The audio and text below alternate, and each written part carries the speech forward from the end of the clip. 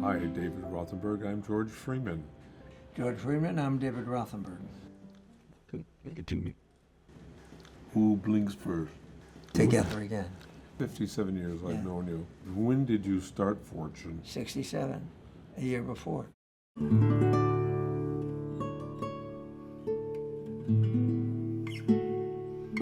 I remember meeting you at Broadway in prison. Question I had is, this guy spending all this time and all this energy to worry about convicts or ex-convicts, when in fact that you were producing, you had a very good going business. You hung out with the stars. Why did you switch over from Broadway and move forward on Fortune? Fortune evolved. I was working in the theater and was perfectly happy. Produced a play, Fortune in Men's Eyes, by a formerly incarcerated man. And we started a dialogue on stage after performances. And guys who had done time started joining in with the discussion. Actually, it was Ed Morgenstern, who you knew. He was a professor at St. John's. I remember him. And he said he was bringing a group of students to a performance. Could they stay and talk with the actors afterwards? And I loved that, and I invited the whole audience. And then the New York Times came down and covered it and said, the drama continues after the curtain falls. And the following week, half the audience were guys that had done time. I met good guys who were trying to make it, and they all were doing well but lying. They had to lie to get jobs, they had to lie to get housing. All society gave were barriers. And so this is unfair, this is wrong. I mean, I was out of the civil rights movement, and here was a group of people fighting for their humanity, and all we did in society was to block it. So the following week, I said, we have the nucleus of an organization. You can tell your stories through your lives. We can change some of these restrictions. We started with $32 and 3 people, and today we have a staff of 600 and a budget of $80 million a year. I never said I'm going to leave the theater and do this. I just, as Fortune was so effective that people started coming to my office looking for jobs, looking for housing. All the social programs that existed at Fortune were defined by the needs of people coming to us. Here I was as square as anybody could possibly be. Part of the great thing that I brought to Fortune was the fact that I was so naive, and I asked all the questions people were afraid to ask about, why did you do this and what happened?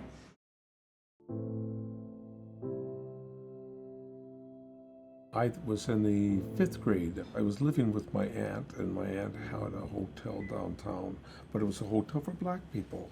And Seattle? This was Seattle? No, Spokane. There were a lot of sex workers. Where were your parents all this time? Divorced. And the worst thing is, my father's family, they went to court and wanted mother to be distinguished as a unfit parent and should not see her son. So I never saw my mother until I was 14 years old. So you were living with your aunt? My grandmother's sister, it's my great aunt.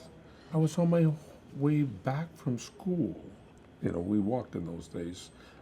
And on my way back, I saw this warehouse, and I just walked into it because all the doors were open. And there were people probably working on other floors, but I didn't see them, and I just noticed that they had marshmallows. You didn't intentionally set the fire. I was roasting marshmallows, Yes. and the fire started, and In the warehouse. it was 4 stories. It burnt to 1 story. It's 1 story today. But you were punished as if you had committed a criminal act. Well, yes, See, but that's what the system does. They take somebody who's done something, in this case careless, and by the time they're finished with you, you're guilty. Well, they've exacerbated the alienation. Right. Can you identify anyone in your childhood that let you know that you had something worth having? The only person I really thought that really loved me was my mom, who I couldn't see or have any association with. But you had her for your first 5 years. Yeah, the first 5 years was fabulous.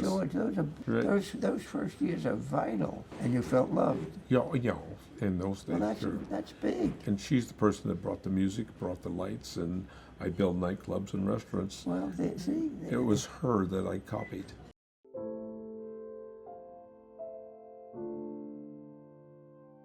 How'd you get into Broadway? I forgot that. 4 of the Fortune guys were on the David Susskind television show in early '68. First time formerly incarcerated guys without paper bags over their head went on television. And there was the inmate radio program, remember? Right. At Broadway. Good. I And ran they that sent a program. letter to Fortune, could some of the guys that were on that television show come in? And the institution said, no ex-convicts allowed in. So the only one in the office that hadn't done time was me. And I was terrified. I had toured prisons in the early days of the Fortune Society, but I never sat down with guys. And they said we couldn't talk about prison, politics, religion, or sex. And we talked about prison, politics, religion, and sex. I was impressed with your quick wit, your answers, and how you saw the world. That was your first reaction, that you saw that on me? Oh, yeah. I wish I could say I had a burning impression of you upon seeing your Punim, but I didn't. And then as I came back there, you and a couple of other people stood out. I started wondering, why were you there? I never asked people what their crime was. I want to know what you want to do when you come out. And that's the part that got me. I wanted to get a job. I wanted to be somebody. Did you ever think that you would see me again? I don't think I thought about it. I know I wanted to continue having contact with prison. I was learning a lot. I was overcoming my own fears. And it's not that I was afraid of you all. It was just the environment was so oppressive. I remember one of the, when I left Broadway to go to Sing Sing to finish the latter part of that sentence, I wrote you probably once or twice a month as to what's going on, and I don't think Fortune had not got to Sing Sing at that time.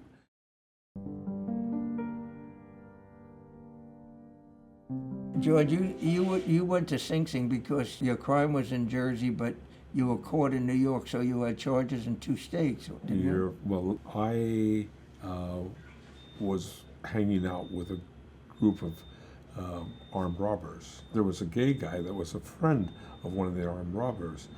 I was so much in love and perhaps lust that I would go party with them on weekends, and I found out they couldn't drive. They didn't know how to drive. And I, having been in the Army and been... You were the getaway driver? I'm the getaway driver. And you were robbing in Jersey? Large motels. I'm in a 1961 or 2 Chevy Impala. It could fly. So I'm going to outrun old Ford station wagon with a bubble machine on top. And I thought, if I get to the tunnel, he can't broadcast. That was a cop car. Yeah, chasing me. I never realized that he could radio back to his dispatcher and then tell the dispatcher to close the tunnel down, which they did. And I looked at the lights of the Lincoln Tunnel, and they were blinking and blinking. There was light at the end of the tunnel. It was all cops. And I said, oh my God, we've been had. I think it's so important, George, for you to share that you were a very polite thief, that the people that were robbed at the motel were being tied up, and you wanted to make sure that they were comfortable and not in pain. And The Daily News said that. But I've always been polite, David. no, but I mean, were you really that kind to them? Yeah, I mean, there's You two... were the gentleman thief. Right, but there are 2 things that go on here. The adrenaline rush is incredible, and I think a lot heard of that. robberies, it's the adrenaline rush that people get off on. There's a guy by the name of Dr. Pendergast. He headed up one of the sections in Broadway Prison, and he often talked about the fact that many crimes that are committed aren't necessarily of greed, they're more so of the adrenaline and how the body changes. At Fortune, people admit things. I remember a guy saying whenever he did a robbery, he had an erection. Oh. And I thought that was the last thing in the world that I would think of.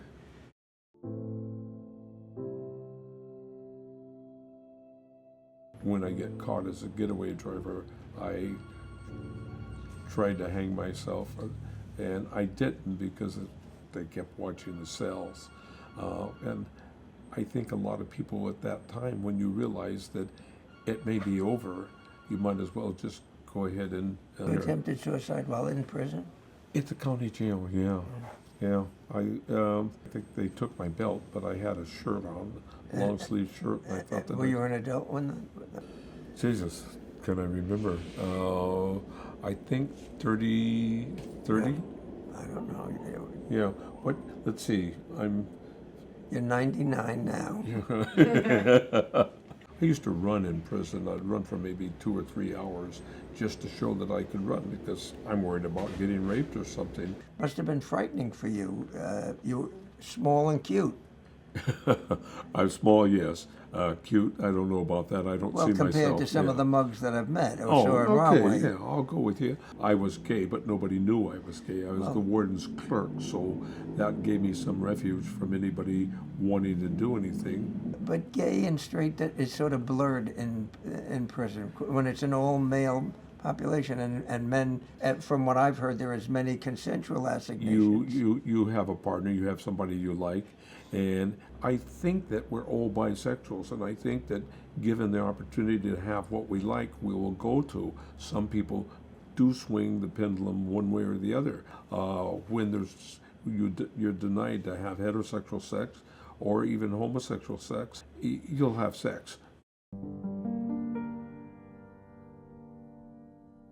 Many guys, the recidivist rate is very high. Guys do the time and they hate it and they come back and then they almost sabotage themselves to You go have back nothing in. to You hang- never, when you got out, George, there was never any hint that you were interested in going back to that life. What caused that transition for you then?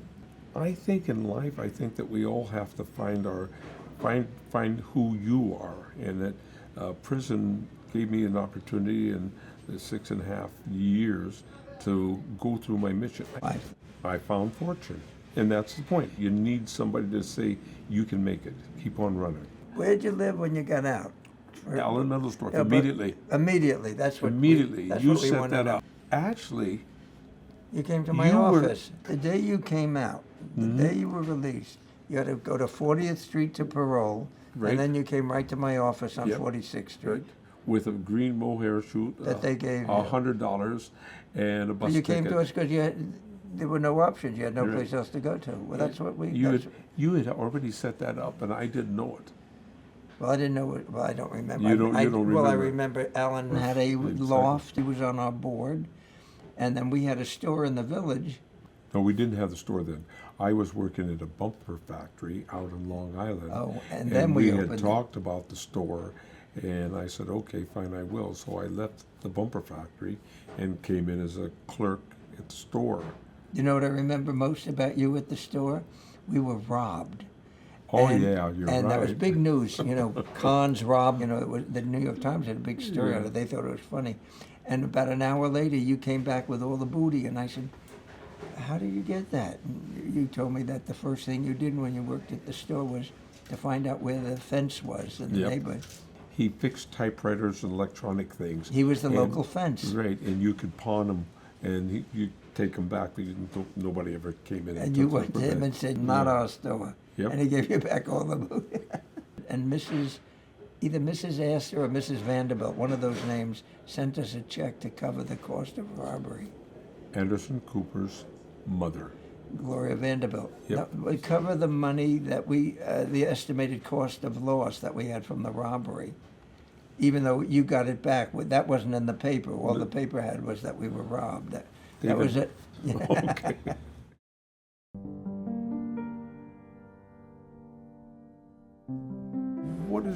What is your life? What keeps me going? At Fortune? Is Yeah. that- You. There are many Georges. There's Kaz. There's Vilma. I mean, I can cite many, many people who I've watched the growth and the beauty, and to think that we've created a place that allows people to find what they have in them, that gives them the life they deserve. That's the spirit, the motivation that keeps you going. I recall 2 years ago, it was Bloomberg, Merrick Bloomberg, who sat at a table across from us, and you had stars and celebrities and politicians batting for fortune. How did you do Well, that? that's the advocacy is to get I mean, you have to reach media people and people in power. The corridors of power. People run for office to reduce crime. One of the ways you can reduce crime is making opportunities for people like yourself. You reach the political people who are sensitive and responsible to problem solving, but you have to demonstrate that you're effective and making. You know, when we opened the castle, there were people picketing. Now we make it a haunted house on Halloween. We had 1,500 kids that came through last Halloween. That's pretty exciting. How many prisoners at the castle? Prisoners? Ex-prisoners. Formerly incarcerated people? Yeah. At any given time, about 75. But now we have 6 other houses. And what's the total count, roughly? There'll be about 1,000 people tonight sleeping in a fortune bed who would otherwise be homeless and perhaps on the street.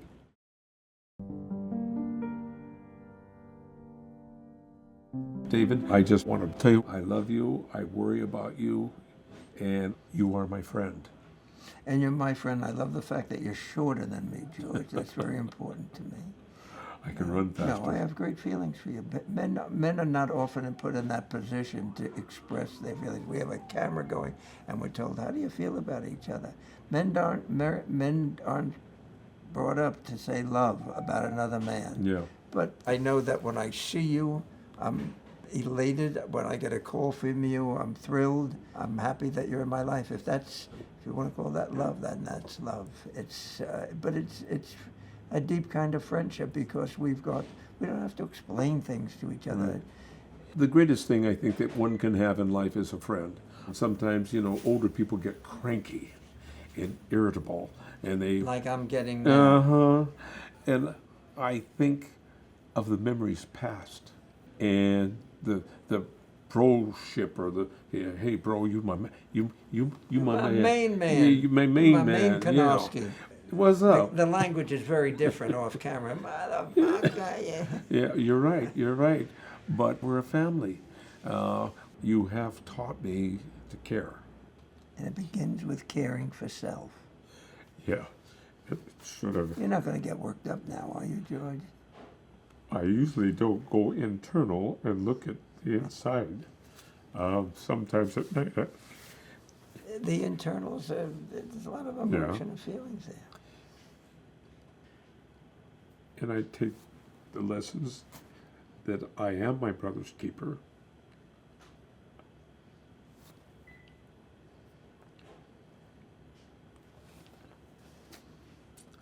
I've gained a lot from you. You go out and gather people.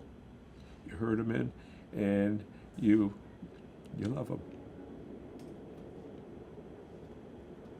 He's getting too teary for me. Yeah, I gotta go. We don't need to go here. I never saw you break down like that, George. I try not to. It's good for you. Well, perhaps. It's when you dig deep. And you enjoy every minute of it. No,